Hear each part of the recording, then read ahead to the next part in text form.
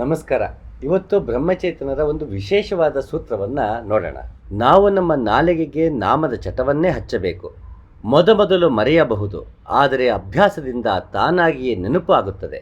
ವಿಶೇಷವಾದ ಸೂತ್ರ ಅಂತ ಯಾಕೆ ಹೇಳಿದೆ ಅಂದರೆ, ಚಟ ಹತ್ತಬೇಕು ಅಂತಾರೆ. ರಾಮನಾಮವೆನ್ನುವ ಚಟ ಹತ್ತಬೇಕು. ಇಲ್ಲಿ ಬ್ರಹ್ಮಚೇತನರು ನೀಡೋದು ರಾಮನಾಮ ಮಂತ್ರವಾದ್ದರಿಂದ, ಗುರುಮಂತ್ರವಾಗಿ ನೀಡುವುದರಿಂದ ಇಲ್ಲಿ ರಾಮನಾಮವೆನ್ನುವ ಚಟ ಹತ್ತಬೇಕು ಅಂತ ಇಲ್ಲಿ ಹೇಳ್ತಾರೆ. ಯಾಕೆ ಅಂತಂದ್ರೆ, ನೀನು ಪ್ರಬಲವಾದ ಸುರೆಯಾಗಿರುವೆ, ಪ್ರಾಣಗಳೇ ವಾಯುಗಳೇ ನನ್ನನ್ನು ಹುಚ್ಚನನ್ನಾಗಿ ಮಾಡಿ, ಅಂತರಿಕ್ಷವೇ ನನ್ನನ್ನು ಮರುಳನನ್ನಾಗಿ ಮಾಡು, ಅಗ್ನಿಯೇ ನೀನು ನನ್ನನ್ನು ಪ್ರೇಮೋನ್ಮತ್ತನಾಗಿ ಮಾಡು, ಆ ನನ್ನ ಪ್ರಿಯತಮನಾದ ಪ್ರಭುವು ನನಗಾಗಿ ವಿಕಲಗೊಳ್ಳಲಿ. ನೋಡಿ, ಯಜುರ್ವೇದ ಅಥರ್ವವೇದ ಕೂಡ ಅದನ್ನ ಸುರೆ ಅಂತ ಹೇಳುತ್ತೆ. ನನ್ನ ಹುಚ್ಚನನ್ನಾಗಿ ಮಾಡು, ಉನ್ಮತ್ತನನ್ನಾಗಿ ಮಾಡು ಅಂತ ಕೇಳುತ್ತೆ. ಯಾಕೆಂದ್ರೆ ಭೋಜನದಿ ಪರಮ ಭೋಜನ ಪರಬ್ರಹ್ಮರಸ ಯಾಚಿಸಲ್ಕೇನುಂಟು ಅದನುಂಡ ಬಳಿಕ ಅಂತ ಗುಂಡಪ್ಪ ಕೂಡ ಅದನ್ನೇ ಕೇಳ್ತಾರೆ. ಎಲ್ಲ ಭೋಜನಕ್ಕಿಂತ ಬ್ರಹ್ಮರಸ ಇದೆಯಲ್ಲ, ಅದು ಅದ್ಭುತವಾದಂತಹ ಭೋಜನ. ಅದನ್ನು ಸವಿಯನ್ನು ಸವಿದ ಮೇಲೆ ಇನ್ಯಾವುದೂ ಬೇಕು ಅಂತ ಅನ್ಸಲ್ಲ. ಹಾಗಾಗಿ ಅಂಥ ಒಂದು ಸವಿಯುವಂತಹ ಅಂಥ ಭೋಜನವನ್ನು ಸವಿಯುವಂತಹ ಒಂದು ಉತ್ಕೃಷ್ಟ ಸ್ಥಿತಿ ಏನಿದೆ, ಅದನ್ನು ಪಡೆಯೋಕ್ಕೆ ಮೊದಲು ರಾಮನಾಮ ಚಟವಾಗಬೇಕು. ಅದನ್ನೇ ನಾವು ಪದೇ ಪದೇ ಅದೇ ರಾಮನಾಮದಿಂದ ಸಿಗುವಂತಹ ಆನಂದವನ್ನು ಸವಿತಾ ಹೋಗಬೇಕು. ಅದು ನಮಗೆ ಚಟ ಆಗಬೇಕು ಅಂತ ಇಲ್ಲಿ ಹೇಳ್ತಾ ಇದ್ದಾರೆ. ನಿನ್ನ ನಾಮ ಕ್ಷೀರರೂಪ, ವ್ಯವಹಾರ ನೀರರೂಪ, ತತ್ವ ಹೀರಿಕೊಂಬರೆಲ್ಲ ಇಲ್ಲಿ ಹಂಸರೂಪ. ಕಬೀರ್ದಾಸರು ಅದನ್ನು ಮತ್ತೆ ಸೇವನೆ ರೀತಿಯಲ್ಲಿ ಹೇಳ್ತಾರೆ. ಇದೆಲ್ಲವೂ ಕ್ಷೀರರೂಪ ಅಂತೆ. ಹಂಸ ಏನು ಮಾಡುತ್ತೆ, ಹಾಲು ಮತ್ತು ನೀರನ್ನ ಬೆರಕೆ ಮಾಡಿಕೊಟ್ರೆ ಅದು ಹಾಲನ್ನು ತಗೊಂಡು ನೀರನ್ನು ಬಿಡುತ್ತೆ. ನಾವು ಕೂಡ ಉಸಿರನ್ನು ತಗೋತೀವಿ, ನಮ್ಮ ದೇಹಕ್ಕೆ ಬೇಕಿರೋ ಅಂಶವನ್ನು ಇಟ್ಕೊಂಡು ದೇಹಕ್ಕೆ ಬೇಡದಂಥ ಹೊರಗೆ ಬಿಡ್ತೀವಿ. ಹಾಗೆ ರಾಮನಾಮವನ್ನು ತೆಗೆದುಕೊಂಡು, ಬೇಕಿರುವ ಅಂಶಗಳನ್ನು ತೆಗೆದುಕೊಂಡು, ರಾಮನಾಮದ ಹಿಂದಿನ ತತ್ವವನ್ನು ತೆಗೆದುಕೊಂಡು ನಾವು ನಮ್ಮ ಅನವಶ್ಯಕ ಚಿತ್ತ ವೃತ್ತಿ ಏನಿದೆ, ನನ್ನಲ್ಲಿರೋ ಕಲ್ಮಶಗಳೇನಿದೆ, ಅದೆಲ್ಲ ಹೊರಗೆ ಹಾಕ್ತಾ ಹೋಗಬೇಕು. ಆಗ ನಾನೇ ಹಂಸರೂಪನಾಗ್ತೀನಿ ಅಂತ ಕಬೀರ್ದಾಸರು ಹೇಳ್ತಾರೆ. ಇಲ್ಲೂ ಕೂಡ ಸೇವನೆ, ಅಲ್ಲೂ ಕೂಡ ಸೂರ್ಯ ಅಂದರು, ಇಲ್ಲಿ ಸೇವನೆ ಅಂತಾರೆ. ಅಲ್ಲಿ ಉನ್ಮತ್ತನನ್ನಾಗಿ ಮಾಡು, ಹುಚ್ಚನನ್ನಾಗಿ ಮಾಡು ಅಂತಾರೆ. ಇವೆಲ್ಲ ಚಟ, ವ್ಯಸನದ ರೀತಿ ಅಂತ ಅಂದರೆ, ಅದ್ರ ಹೊರತು ನಮ್ಗೆ ಇನ್ಯಾವುದಲ್ಲೂ ಆಸಕ್ತಿ ಇಲ್ಲದೆ ಸಂಸಾರದ ತೊಡಗಿಕೊಂಡು ಅದರಲ್ಲಿ ಯಾವುದೇ ರೀತಿ ಆಸಕ್ತಿ ಇಲ್ಲದೆ ಬದುಕುವಂಥದ್ದಾದ್ರಿಂದ ಇದು ಒಳಗಿನ ಚಟ, ಇದು ಅಧ್ಯಾತ್ಮದ ಚಟ, ಇದು ಭಗವಂತನ ಚಟವಾಗಿರುತ್ತೆ. ಇದು ಭಗವಂತನಲ್ಲೇ ಭಕ್ತಿ ಎನ್ನುವ ವ್ಯಸನವಾಗಿರುತ್ತೆ. ಯೋಗ ಸಾಧನೆಯಲ್ಲಿ ತೊಡಗಿದ ಯೋಗಿಗಳು ಅನಂತ ಕರಚರಣಗಳಿಂದ ಕೂಡಿದ ಆ ಪರಮ ಪುರುಷನ ದಿವ್ಯ ಮೂರ್ತ ಸ್ವರೂಪವನ್ನೇ ಧ್ಯಾನಿಸುತ್ತಾರೆ. ಯೋಗ ಸಾಧಕನು ಯೋಗ ಬಲದಿಂದ ತನ್ನ ಚಿತ್ತವನ್ನು ಏಕಾಗ್ರತೆಯಿಂದ ಭಗವಂತನಲ್ಲಿ ನೆಲೆಗೊಳಿಸುತ್ತಾನೆ. ಅವನ ಚಿಂತನೆಗೆ ಆಲಂಬನವಾಗಿ ನಿಂತ ಓಂಕಾರ ವಾಚ್ಯನಾದ ಭಗವಂತನ ರೂಪ ಆ ಚಿತ್ತದಲ್ಲಿ ನಿಚ್ಚಳವಾಗಿ ಮೂಡುತ್ತದೆ. ಆಗ ಯೋಗಿ ಯೋಗದ ಕೊನೆಯ ಹಂತವಾದ ಸಮಾಧಿಯಲ್ಲಿ ಮೈಮರೆಯುತ್ತಾನೆ. ವಿಷ್ಣು ಪುರಾಣದ ಒಂದು ಭಾಗವನ್ನು ಇಲ್ಲಿ ಆಯ್ಕೆ ಮಾಡಿ ಕೋಟ್ ಮಾಡ್ತಾ ಇದ್ದೀನಿ. ಇದನ್ನು ಪೂರ್ಣ ಯೋಗದ ರೂಪದಲ್ಲಿ ಮತ್ತೊಂದು ನೋಡೋಣ. ಇದರಲ್ಲೂ ಕೂಡ ಅವನು ಭಗವಂತನಲ್ಲೇ ಚಿತ್ತವನ್ನು ನೆಲೆಸಿ ಅಲ್ಲಿ ಓಂಕಾರವನ್ನು ಸಾಕ್ಷಾತ್ಕರಿಸಿಕೊಂಡು ಅದರಲ್ಲೇ ಲೀನವಾಗ್ತಾನೆ ಅನ್ನೋದು ಇಲ್ಲಿ ಮುಖ್ಯ ಉದ್ದೇಶ. ಅಂದರೆ ನಾವು ಅವನಲ್ಲೇ ಚಿತ್ತವನ್ನು ನೆಲೆಸಬೇಕು ಅಂದರೆ ಅದಕ್ಕೆ ಸಹಾಯ ಆಗೋದು ಗುರು ನೀಡುವಂತಹ ದೀಕ್ಷಾ ಮಂತ್ರ, ಗುರು ಮಂತ್ರ. ಅದನ್ನು ನಾವು ಪದೇ ಪದೇ ಹೇಳ್ಕೋಬೇಕು. ಈ ಕೇಸ್ನಲ್ಲಿ ಇಲ್ಲಿ ಬ್ರಹ್ಮಚೇತನರು ರಾಮನಾಮವನ್ನು ನೀಡ್ತಾರೆ. ಆ ರಾಮನಾಮ ನಮಗೆ ಚಟವಾಗಬೇಕು, ಅದನ್ನೇ ಪದೇ ಪದೇ ಹೇಳ್ಕೊಳ್ಬೇಕು ಅಂತ ನಮಗೆ ಅನ್ನಿಸ್ತಿರ್ಬೇಕು. ಪದೇ ಪದೇ ಅದನ್ನು ಮಾಡ್ತಿರ್ಬೇಕು. ಯಾಕೆ ಚಟ ಆಗಬೇಕು, ಯಾಕೆ ಪದೇ ಪದೇ ಮಾಡಬೇಕು ಅಂದರೆ, ಗುರು ಸಾಮಾನ್ಯವಾಗಿ ಗುರು ಮಂತ್ರ ಏನಿರುತ್ತೆ ಅದು ಓಂ ನಮ ಶಿವಾಯ ಅಂತ ಅನ್ಕೋಣ. ಉದಾಹರಣೆಗೆ ಉಸಿರು ತಗೊಳ್ಳುವಾಗ ಓಂ ನಮ ಬಂದರೆ, ಉಸಿರು ಬಿಡುವಾಗ ಶಿವಾಯ ಅಂತ ಉದಾಹರಣೆ ಅಂದ್ಕೊಳ್ಳಿ. ಸೊ ಅಂದರೆ ಅವನು ದಿನಕ್ಕೆ 21,600 ಸಲ ನಾವು ಉಸಿರಾಡ್ತಾನೆ ಇರ್ತೀವಿ ದಿನಕ್ಕೆ. ಅದ್ರ ಕಡೆ ಗಮನ ಕೊಡಲ್ಲ. ನಮ್ಮ ಗಮನ ಏನಿದ್ರು ನಾನು, ನನ್ನದು, ಮತ್ತೊಂದು, ಮಗದೊಂದು, ನನ್ನ ಭಾವನೆಗಳು, ಆಸ್ತಿ ಪಾಸ್ತಿ, ಜವಾಬ್ದಾರಿ ಇಂಥದ್ರ ಕಡೆಗೆ ಗಮನ ಇರುತ್ತೆ. ಹಾಗಾಗಿ ನನ್ನ ಚಿತ್ತ ಅದ್ರ ಕಡೆಗೇ ಓಡಾಡ್ತಿರುತ್ತೆ. ಅದಕ್ಕೆ ಸಂಬಂಧಪಟ್ಟ ಥಾಟ್ಸ್ಗಳೇ ನಮಗೆ ಮೂಡಿಸ್ತಿರುತ್ತೆ. ನಾನು ಆ ಥಾಟ್ಸ್ ನನ್ನಿಂದಲೇ ಮೂಡಿದೆ, ನಾನೇ ಯೋಚಿಸ್ತಿರೋದು ಅಂದ್ಕೊಂಡು ಆ ಏನು ಯೋಚನೆಗಳು ಬರುತ್ತೆ ಅದಕ್ಕೆ ನಾವು ಭಾವನೆಗಳನ್ನ ಅಂಟಿಸಿ ನಾನು ದುಃಖಕ್ಕೆ ಒಳಗಾಗ್ತೀನಿ, ಸುಖಕ್ಕೆ ಒಳಗಾಗ್ತೀನಿ, ಅಜ್ಞಾನದಲ್ಲೇ ನಾನು ಮುಂದುವರಿತಾ ಹೋಗ್ತೀನಿ, ಮಾಯಲ್ಲೇ ಸಿಲ್ಕೊತಿರ್ತೀನಿ. ನಾನು ಅದರ ಮುಖಾಂತರ ಕರ್ಮವನ್ನು ಮಾಡಿ ಕರ್ಮದ ಫಲಗಳನ್ನ ಪಡಿತೀನಿ. ಆ ಫಲಗಳನ್ನು ಅನುಭವಿಸೋದಕ್ಕೆ ಮತ್ತೆ ಮತ್ತೆ ಹುಟ್ಟು ಬರ್ತೀನಿ. ನಾನು ಯಾವಾಗ ನನಗೆ ಫಲಗಳು ಉಂಟಾಗಬಾರ್ದು ಅಂದರೆ, ನಾನು ಕರ್ಮದಿಂದ ಫಲವನ್ನು ಅಪೇಕ್ಷೆ ಪಡಬಾರ್ದು. ನಾನು ಬರೀ ಕರ್ಮವನ್ನು ಮಾಡಬೇಕು, ಫಲಾಪೇಕ್ಷೆ ಪಡಬಾರ್ದು ಅಂದರೆ ಪ್ರತಿ ಬಾರಿಯೂ ಕರ್ಮವನ್ನು ಮಾಡುವಾಗ ಭಗವಂತನ ಸ್ಮರಣೆ ಮಾಡಬೇಕು. ಭಗವಂತನ ಸ್ಮರಣೆ ಮಾಡೋದು ಹೇಗೆ ಅಂದರೆ, ಉಸಿರು ತಗೊಂಡು ಉಸಿರು ಬಿಡುವಾಗ ಅಲ್ಲಿ ಗುರು ನೀಡುವಂತಹ ಮಂತ್ರ, ಅವನು ಹೇಗೆ ಅದನ್ನು ಉಪದೇಶ ನೀಡ್ತಾನೋ, ಯಾವ ರೀತಿ ಆ ಮಂತ್ರವನ್ನು ಉಸಿರಿನ ಜೊತೆಗೆ ತಗೋಬೇಕು ಅಂತ ಹೇಳ್ತಾನೋ ಆ ರೀತಿಯಲ್ಲಿ ತೆಗೆದುಕೊಂಡು ನನ್ನ ದಿನನಿತ್ಯದ ಕೆಲಸಗಳನ್ನು ಮಾಡುತ್ತಾ ಉಸಿರಾಟವನ್ನೇ ಗಮನಿಸುತ್ತಾ ಇದ್ದರೆ ದಿನಕ್ಕೆ 21,600 ಸಲ ನಾವೇನು ಉಸಿರಾಡ್ತೀವಿ ಅದರ ಕಡೆ ಗಮನ ಕೊಟ್ಟಿರಲ್ಲ. ಹಾಗಾಗಿ ನಾವು ಅದರ ಕಡೆಗೆ ಗಮನ ಕೊಟ್ಟು ನಾವಲ್ಲೇ ಉಸಿರಾಡ್ತಾ ಇದ್ದರೆ, ನಾನು ಉಸಿರಾಡುವಾಗ ಅದು ಗುರುಮಂತ್ರವನ್ನೇ ಹೇಳ್ಕೊತಿದ್ದೆ, ನನ್ನ ಚಿತ್ತ ವೃತ್ತಿ ಏನಿದೆ, ನನ್ನ ಚಿತ್ತವು ಬೇರೆ ಕಡೆಯೆಲ್ಲ ಓಡಾಡೋದ್ರ ಬದಲು, ಅನವಶ್ಯಕ ಯೋಚನೆಗಳನ್ನ ಮಾಡೋದ್ರ ಬದಲು ಭಗವಂತನ ಸ್ಮರಣೆಯಲ್ಲೇ ನಿಲ್ಲುತ್ತೆ, ಭಗವಂತನಲ್ಲೇ ನೆಲೆಗೊಳ್ಳುತ್ತೆ. ಆಗ ಅನವಶ್ಯಕ ಯೋಚನೆಗಳು ನಮಗೆ ಬರಲ್ಲ. ಯಾವಾಗ ಅನವಶ್ಯಕ ಯೋಚನೆಗಳು ಬರಲ್ಲ, ಅನವಶ್ಯಕ ಕರ್ಮಗಳನ್ನು ಮಾಡಲ್ಲ, ಮಾಡುವ ಕರ್ಮದಲ್ಲಿ ಭಗವಂತನೇ ನೆಲೆ ನಿಲ್ಲೋದ್ರಿಂದ ನಮಗೆ ಅದರಿಂದ ಫಲಗಳು ಉಂಟಾಗಲ್ಲ. ಯಾವಾಗ ಫಲಗಳು ಉಂಟಾಗಲ್ಲ ಅಲ್ಲಿ ಕರ್ಮಯೋಗವಾಗುತ್ತೆ, ಮತ್ತು ಹಾಗೆ ಭಗವಂತ ನಾಮಸ್ಮರಣೆಯೇ ಮಾಡೋದ್ರಿಂದ ಅಲ್ಲಿ ಭಕ್ತಿಯೂ ಆಗುತ್ತೆ. ಎಲ್ಲ ಕರ್ಮದಿಂದ ಬರೋ ಫಲಗಳನ್ನು ನಾವು ಭಗವಂತನಿಗೆ ಅರ್ಪಿಸೋದ್ರಿಂದ ನಮ್ಮ ಅಕೌಂಟ್ ಕೂಡ ಅಲ್ಲಿ ಬ್ಯಾಲೆನ್ಸ್ ಟ್ಯಾಲಿ ಆಗಿಬಿಡುತ್ತೆ. ಹಾಗೆ ನಾವು ಮತ್ತೆ ಹುಟ್ಟು ಬರೋ ಅವಶ್ಯಕತೆ ಇಲ್ಲ.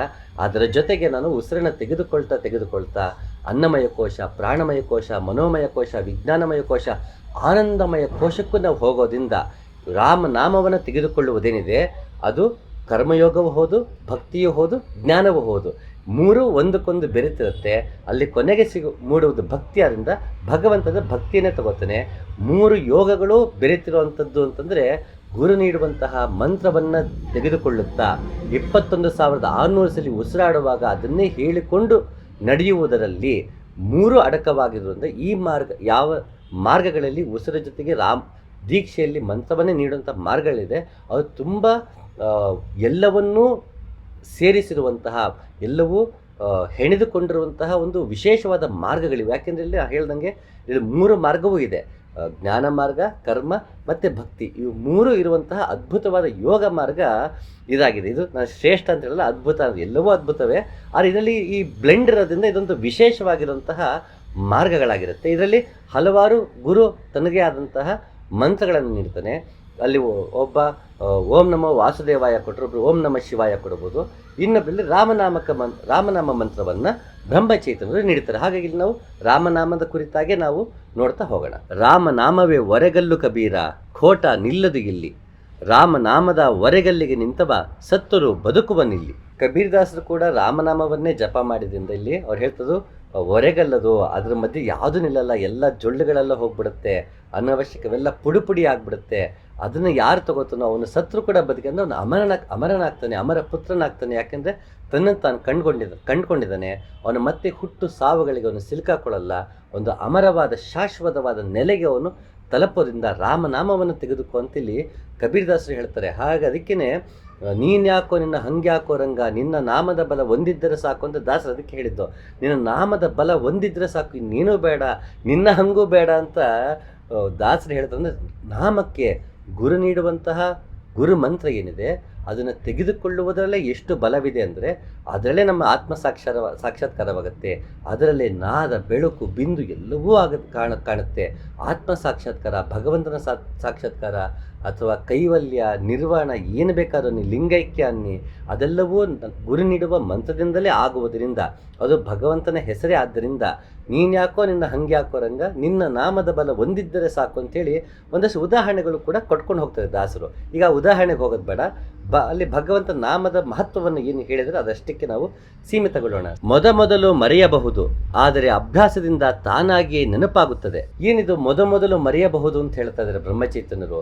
ನಾವು ಗುರು ಹತ್ರ ಹೋಗ್ತೀವಿ, ಗುರುವಿನಿಂದ ಮಂತ್ರ ದೀಕ್ಷೆಯನ್ನು ಪಡಿತೀವಿ, ಅಲ್ಲಿ ಹೇಳಿರ್ತಾನೆ ಉಸಿರಿನ ಜೊತೆ ಹೀಗೆ ಹೇಳ್ಕೋಬೇಕು ಅಂತ. ನಾವು ಇದುವರೆಗೂ ನಮ್ಮ ಚಿತ್ತವನ್ನು ಎಲ್ಲ ಕಡೆಗೂ ಹರಡಿಬಿಟ್ಟಿದ್ರಿಂದ, ಉಸಿರು ಕಡೆ ಗಮನ ಕೊಡೋಕ್ಕೆ ಹೋಗದ್ರಿಂದ ನಮ್ಮ ತಾನಾಗೆ ತಕ್ಷಣ ಚಿತ್ತ ಅದ್ರ ಕಡೆಗೆ ಬರೋದು ಕಷ್ಟ. ಆರಂಭದಲ್ಲಿ ಮರ್ತೋಗುತ್ತೆ, ನಮಗೆ ಗುರುಗಳು ಗುರುಮಂತ್ರ ಕೊಟ್ಟಿದ್ರು, ನಾನು ಹೇಳ್ಕೊಳ್ಳೇವಲ್ಲಪ್ಪ ಅಂತ ಅನ್ನಿಸ್ಬೋದು. ಅವಾಗ ಹತಾಶರಾಗಬೇಡಿ.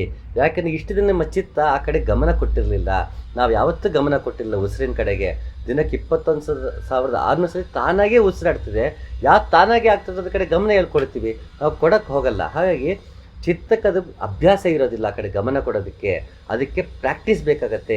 ಪದೇ ಹೇಳ್ಕೊಳ್ತಾ ಚಟವಾಗಿಸಿಕೊಂಡಾಗ ಅದು ನಮಗೆ ದಕ್ಕತ್ತೆ. ಹಾಗೆ ಮೊದಲು ಮರೆಯುತ್ತೆ. ಆಗ ನಾವು ಹತಾಶರಾಗಬಾರ್ದು. ಅದಕ್ಕೆ ದಾಸರು ಕರುಣಿಸೋ ರಂಗ ಕರುಣಿಸೋ, ಹಗಲು ಈರುಳಿನ ಸ್ಮರಣೆ ಮರೆಯದಂತೆ ಅಂತ ಹೇಳ್ತಾರೆ. ನಾನು ಆರಂಭದಲ್ಲಿ ಗುರು ನೀಡಿದಂತಹ ಮಂತ್ರ ದೀಕ್ಷೆನ ಪಡೆದು ಅದ್ರ ಕಡೆ ಗಮನ ಕೊಡದೆ ನಾನು ಮರ್ತು ಹೋಗೋದ್ರಿಂದ ಅದು ನಾನು ಮರಿದಿರೋ ಹಾಗೆ, ನಾನು ನಾಮವನ್ನು ತೆಗೆದುಕೊಳ್ಳೋದನ್ನ ಮರಿದಿರೋ ಹಾಗೆ ಸ್ಮರಣೆಯನ್ನು ನೀನೇ ಕರುಣಿಸು ಅಂತ ಪೂರ್ತಿ ಶರಣಾಗತಿಯಾಗಿ ಅಲ್ಲಿ ದಾಸರು ಕೇಳ್ತಾರೆ, ನನಗೆ ಕರುಣಿಸಪ್ಪ, ಇನ್ನು ನಾಮಸ್ಮರಣೆ ಪದೇ ಪದೇ ಯಾವಾಗಲೂ ಇರಬೇಕು, ಅದು ಯಾವತ್ತೂ ಹೋಗಬಾರ್ದು.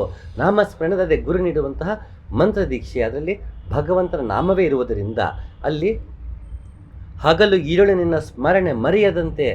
ಹಗಲು ഇരുಳು ಅಂದರೆ ಇಲ್ಲಿ ಒಂದು ಹಗಲು ഇരുಳು ಅಂದಾಗ ಇಲ್ಲಿ ಸೂರ್ಯನಾಡಿ ಚಂದ್ರನಾಡಿ ಅಂತನಾಗುತ್ತೆ, ಉಸಿರು ತಗೊಳ್ಳೋದು ಉಸಿರು ಬಿಡೋದು ಅಂತಾಗುತ್ತೆ, ಮತ್ತು 24/7 ಅನ್ನೋ ಅರ್ಥವೂ ಇದೆ.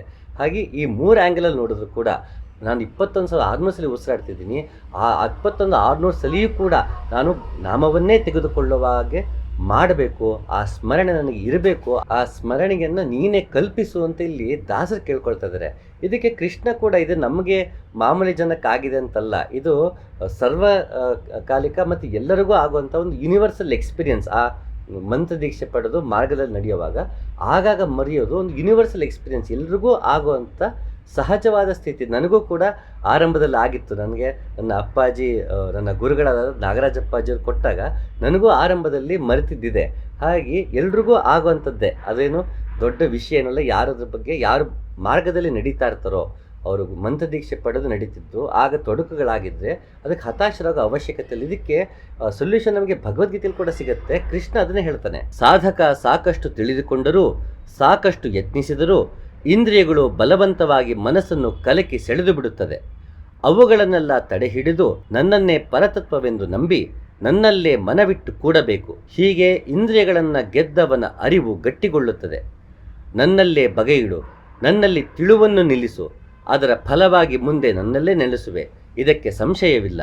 ಧನಂಜಯ, ಒಂದೊಮ್ಮೆ ನನ್ನಲ್ಲಿ ಒಳಬಗೆಯನ್ನು ಗಟ್ಟಿಗೊಳಿಸಲು ಸಾಧ್ಯವಾಗಲಿಲ್ಲ. ಆಗ ಮರಳಿ ಮರಳಿ ಅಭ್ಯಾಸದ ಬಳಕೆಯಿಂದ ನನ್ನನ್ನು ಪಡೆಯಲು ಎಳೆಸು. ನೋಡಿ, ಕೃಷ್ಣ ಕೂಡ ಅದನ್ನು ಹೇಳ್ತದೇನೆ, ಮನಸ್ಸು ಎಲ್ಲ ಕಡೆ ಹರಿದಾಡ್ತಿರುತ್ತೆ, ಭಗವಂತನ ಕಡೆ ಒಂದು ಬಿಟ್ಟಿನೆಲ್ಲ ಕಡೆ ಹರಿಯುತ್ತೆ. ಹಾಗೆ ಅದನ್ನು ನನ್ನಲ್ಲಿ ನಿಲ್ಲಿಸ್ಬೇಕು ನೀನು. ಅದು ಪದೇ ಪದೇ ಚಂಚಲವಾಗಿ ನಮ್ಮ ಕೈ ತಪ್ಪಿ ಹೋಗ್ತಿರುತ್ತೆ. ಆದರೂ ಕೂಡ ಭಗವಂತನೇ ನೆನೆಸ್ಕೊಂಡು ನಾಮ ಸ್ಮರಣೆಯನ್ನು ಮಾಡ್ತಾ ನಾನು ನನ್ನಲ್ಲೇ ನೆಲೆಗೊಂಡ್ರೆ ನೀನು ನಿನ್ನ ಚಿತ್ತವೇನಿದೆ ಅದು ಅಲಗಾಡೋದಿಲ್ಲ, ವೃತ್ತಿಗೆ ತೊಡಗೋದಿಲ್ಲ, ಚಿತ್ತವೃತ್ತಿ ನಿರೋಧವಾಗುತ್ತೆ. ಹೇಗೆ ಪತಂಜಲಿ ಹೇಳ್ತಾನೆ, ಚಿತ್ತವೃತ್ತಿ ನಿರೋಧ ಅಂತ. ಆ ರೀತಿ ಚಿತ್ತವು ವೃತ್ತಿಯಿಂದ ನಿರೋಧವಾಗುತ್ತೆ, ದೂರವಾಗುತ್ತೆ. ಅನವಶ್ಯಕ ಥಾಟ್ಸ್ ಎಲ್ಲ ಬರೋದು ನಮಗೆ ತಪ್ಪುತ್ತೆ, ನಾವು ಅದಕ್ಕೆ ಅಂಟ್ಕೊಳ್ಳೋದು ತಪ್ಪುತ್ತೆ. ಚಿತ್ತವು ಪೂರ್ತಿ ಭಗವಂತನೇ ನೆಲೆಯುತ್ತೆ. ಹೀಗೆ ಮಾಡುವಾಗ ಈ ಅಭ್ಯಾಸದಲ್ಲಿ ಏನಾದ್ರು ತೊಡಕಾದರೆ ಹತಾಶರಾಗಬಾರ್ದು ಅಂತ ಕೃಷ್ಣ ಕೂಡ ಹೇಳ್ತಾನೆ. ಒಂದೊಮ್ಮೆ ನನ್ನಲ್ಲಿ ಒಳಬಗೆಯನ್ನು ಗಟ್ಟಿಗೊಳಿಸಲು ಸಾಧ್ಯವಾಗಲಿಲ್ಲ. ಆಗ ಮರಳಿ ಮರಳಿ ಅಭ್ಯಾಸದ ಬಳಕೆಯಿಂದ ನನ್ನನ್ನು ಪಡೆಯಲು ಎಳಸು. ನೋಡಿ, ಮರಳಿ ಮರಳಿ ಅಭ್ಯಾಸ ಮಾಡು ಅಂತ ಕೃಷ್ಣ ಕೂಡ ಹೇಳ್ತಾನೆ. ಒಂದೇ ಸಲ ಸಾಧ್ಯ ಆಗದಿರ್ಬೋದು, ಒಂದೇ ಸಲ ಸಾಧ್ಯ ಆಗಬೇಕು ಅನ್ನೋ ಹಠ ಕೂಡ ನಮಗೆ ಇರಬಾರ್ದು. ಅದು ತಾನಾಗೆ ಆಗುವಂಥದ್ದು. ನಾವು ಭಗವಂತನಲ್ಲೇ ಇರಬೇಕು. ಅವನ ಚಟ ನಮಗೆ, ರಾಮನಾಮದ ಚಟ ಹತ್ತಿ ಅವನ ಚಿಂತನೆಯಲ್ಲೇ ನನಗೆ ಸಂತೃಪ್ತಿ ಇದೆ, ಅವನ ಚಿಂತನೆಯೇ ನನಗೆ ಒಂದು ಆನಂದವನ್ನು ನೀಡುತ್ತಿದೆ, ಮುದವನ್ನು ನೀಡುತ್ತಿದೆ ಅಂದಾಗ ಬೇರೆ ಎಲ್ಲರ ಕಡೆಗೂ ರುಚಿಗೆ ತಾನಾಗೆ ಕಡಿಮೆ ಆಗಿ ರಾಮನಾಮದ ರುಚಿಯನ್ನೇ ನಾವು ಸವಿತಿರುವಾಗ ತಾನಾಗೆ ಹೊರಗಡೆ ಅಂತ ಹರಿತಿರುವಂಥ ಚಿತ್ತ ಏನಿದೆ ಅದು ಒಳಗಡೆಗೆ ತಾನಾಗೆ ಒಳಮುಖಿಯಾಗತ್ತೆ. ಕಣ್ಣು ತಾನಾಗೆ ಮುಚ್ಚಿಕೊಳ್ಳುತ್ತೆ, ಕಿವಿ ತಾನಾಗೆ ಮುಚ್ಚಿಕೊಂಡು ಒಳಗಡೆಗೆ ತಿರ್ಕೊಳ್ಳುತ್ತೆ, ತಾನಾಗೆ ಒಳಗೆ ಕಣ್ಣು ಬೆಳಕನ್ನು ನೋಡ್ಕೊಳ್ಳುತ್ತೆ, ಎಲ್ಲವೂ ತಾನಾಗೆ ಆಗುತ್ತೆ. ಅದಾಗಬೇಕು. ನನಗೆ ಚಟ ಹತ್ತಬೇಕು, ಮೊದಲು ರಾಮನಾಮವೆನ್ನುವ ಚಟ ಹತ್ತಬೇಕು. ಗುರು ಮಂತ್ರ ದೀಕ್ಷೆ ನೀಡಿದ್ದಾಗ ಆ ಮಂತ್ರದ ಚಟ ಹತ್ತಬೇಕು. ಚಟ ಹತ್ತಿದಾಗ ತಾನಾಗೆ ಮರೆಯುತ್ತೆ, ಬೇರೆ ಕಡೆ ಎಲ್ಲ ಗಮನ ಹೋಗುತ್ತೆ, ತಪ್ಪುತ್ತೆ. ನಮ್ಮೊಳಗೆ ಚಿತ್ತವು ಭಗವಂತನ ನೆಲೆ ನಿಲ್ಲುತ್ತೆ. ಆ ರೀತಿ ಆಗುವಾಗ ಮಧ್ಯದಲ್ಲಿ ಮರೆತರೆ ತಪ್ಪೇನಿಲ್ಲ, ಮತ್ತೆ ಮತ್ತೆ ಅಭ್ಯಾಸ ಮಾಡಬೇಕು ಅಂತ ಬ್ರಹ್ಮಚೈತನ್ಯರು ಹೇಳ್ತಾರೆ. ಹಾಗೆ ಇಲ್ಲಿ ಕೃಷ್ಣ ಕೂಡ ಹೇಳ್ತಾ ಇದ್ದಾನೆ. ಇದಕ್ಕೆ ವಚನ ಕೂಡ ತುಂಬ ಚೆನ್ನಾಗಿದೆ. ಮೆಲ್ಲ ಮೆಲ್ಲನೆ ಭಕ್ತ, ಮೆಲ್ಲ ಮೆಲ್ಲನೆ ಮಾಹೇಶ್ವರ, ಮೆಲ್ಲ ಮೆಲ್ಲನೆ ಪ್ರಸಾದಿ, ಮೆಲ್ಲ ಮೆಲ್ಲನೆ ಪ್ರಾಣಲಿಂಗಿ, ಮೆಲ್ಲ ಮೆಲ್ಲನೆ ಶರಣ, ಮೆಲ್ಲ ಮೆಲ್ಲನೆ ಐಕ್ಯರಾದವೆಂಬರು ನಿಮ್ಮ ಶರಣರು. ಬಸವಣ್ಣವ್ರು ಕೂಡ ಈ ವಚನದಲ್ಲಿ ಮೆಲ್ಲ ಮೆಲ್ಲನೆ ಅಂತಾರೆ. ಅದು ತಾನಾಗಿ ಆಗ್ಬೇಕು, ನಿಧಾನಕ್ಕೆ. ಅದೇನು ಅವಸರ ಇಲ್ಲ, ಇವತ್ತೇ ಆಗ್ಬಿಡ್ಬೇಕು ಅನ್ನೋ ಅವಸರ ಇಲ್ಲ. ಮಾನವ ಜನ್ಮ ದೊಡ್ಡದು, ಅದನ್ನು ಹಾಳು ಮಾಡ್ಕೋಬಾರ್ದು ಖಂಡಿತ. ಆದರೆ ಅಥತೋ ಬ್ರಹ್ಮ ಜಿಜ್ಞಾಸ ಅಂತ ನಮಗೆ ವೇದವ್ಯಾಸ ಹೇಳಿರೋದು. ಮೊದಲು ಜಿಜ್ಞಾಸು ಆಗಬೇಕು, ನಾವು ಮುಕ್ತನಾಗಬೇಕು ಅನ್ನೋ ಬಯಕೆ ಅಲ್ಲ, ಜಿಜ್ಞಾಸವಾಗುವ ಬಯಕೆ ಇರಬೇಕು. ಮಿಕ್ಕಿದ ಬಗ್ಗೆ ನಮಗೆ ಬಯಕೆ ಇರಬಾರ್ದು. ಹಾಗಾಗಿ ಅಥತೋ ಬ್ರಹ್ಮ ಜಿಜ್ಞಾಸ, ಮೊದಲು ಜಿಜ್ಞಾಸೆ ಮಾಡು. ನಾವು ಮೊದಲು ಜಿಜ್ಞಾಸೆ ಮಾಡಬೇಕು. ನಾನು ಜಿಜ್ಞಾಸುವಾಗಬೇಕು. ನಮಗೆಲ್ರಿಗೂ ಜ್ಞಾನಿ ಆಗೋ ಹುಚ್ಚು, ನಮಗೆಲ್ರಿಗೂ ಮುಕ್ತನಾಗೋ ಹುಚ್ಚು ಬಿಟ್ಟರೆ ಜಿಜ್ಞಾಸುವಾಗುವ ಹುಚ್ಚು ನಮಗಿಲ್ಲ. ಮೊದಲು ನಾವು ಜಿಜ್ಞಾಸುವಾಗಬೇಕು, ಒಂದನ್ನು ತಿಳಿಯಬೇಕು ಎನ್ನುವ ಆತುರತೆ, ಆ ಕಾತುರತೆ ಅದನ್ನು ತಿಳಿಯೋಕ್ಕಾಗಿಲ್ಲ, ನನ್ನ ಕೈಲಿ ಬದುಕಕ್ಕೆ ಆಗಲ್ಲ ಅನ್ನುವ ಕಾತುರತೆ ಮೂಡುತ್ತಲ್ಲ, ಅದೇ ನಿಜವಾದ ಜಿಜ್ಞಾಸು. ನಾನು ಇದನ್ನು ಅನುಭವಕ್ಕೆ ತೆಗೆದುಕೊಳ್ಳಬೇಕು. ನನಗೆ ಓದೋದ್ರಿಂದ ಸಾಕಾಗ್ತಾ ಇಲ್ಲ, ಇನ್ನೊಬ್ಬನ ಮಾತನ್ನು ಕೇಳಿ ನನಗೆ ಸಾಕಾಗ್ತಾ ಇಲ್ಲ, ನೀರಿನ ಬಗ್ಗೆ ನೀರು ಅಂದರೆ ಆಗ್ತಾ ಇಲ್ಲ, ನನಗೆ ನೀರನ್ನೇ ಕುಡಿಯಬೇಕು ಎನ್ನುವ ಆ ಉತ್ಕಟ ಸ್ಥಿತಿಯ ದಾಹ ಇದೆಯಲ್ಲ, ಅದು ಜಿಜ್ಞಾಸೆ. ಹಾಗಾಗಿ ವೇದವ್ಯಾಸರು ಅಥತೋ ಬ್ರಹ್ಮ ಜಿಜ್ಞಾಸ ಅಂತ ಬ್ರಹ್ಮಸೂತ್ರದಲ್ಲಿ ಮೊದಲಲ್ಲೇ ಶುರು ಮಾಡ್ತೀವಿ. ಮೊದಲು ಜಿಜ್ಞಾಸೆ ಬಗ್ಗೆ, that is the right quality ನಾವು ಅಧ್ಯಾತ್ಮದಲ್ಲಿ ಶುರು ಮಾಡಬೇಕು ಅಂದಾಗ. ಹಾಗೆ ಆ ರೀತಿ ಜಿಜ್ಞಾಸವಾಗಿ ಮೆಲ್ಲನೆ ಶಿವಭಕ್ತನಾಗಬೇಕು, ಮೆಲ್ಲನೆ ಪ್ರಸಾದಿ ಆಗಬೇಕು, ಇಲ್ಲ ತಾನಾಗೆ ನಿಧಾನಕ್ಕೆ ಆಗ್ತಾ ಹೋಗಬೇಕು. ಆ ರೀತಿ ಆಗುವಾಗ ಮಧ್ಯೆ ಮರೆತರೆ ಮತ್ತೆ ಕೃಷ್ಣ ಹೇಳಿದ ಹಾಗೆ ನಾವು ಅಭ್ಯಾಸ ಮಾಡಬೇಕು.